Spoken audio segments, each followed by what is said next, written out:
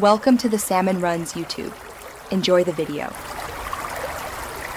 In this video, I will explain how to make Yippee cheese pasta. First, let's gather our ingredients. You'll need about 2 cups of your favorite pasta, like macaroni or shells. For the sauce, grab 1 cup of shredded cheese, preferably a good melting kind. Also, have 1/4 cup of milk and 2 tablespoons of butter on hand. These simple items are the foundation for a delicious and comforting meal that's quick to prepare. Next, let's get that pasta cooking just right. Bring about 4 cups of water to a rolling boil in a medium-sized pot.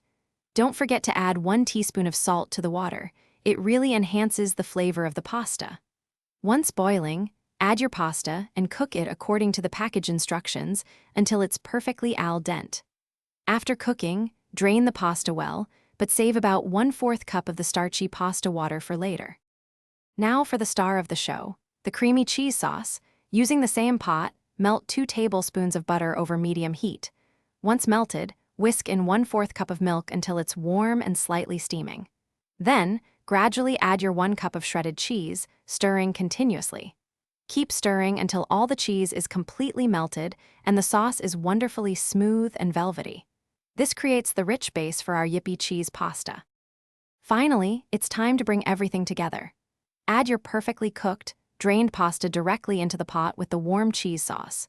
Stir gently but thoroughly, ensuring every piece of pasta is beautifully coated in that delicious, creamy sauce. If the sauce seems a little too thick, you can add a splash of the reserved pasta water to reach your desired consistency.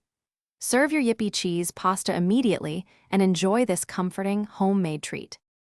Thanks for watching. Consider subscribing if we helped you.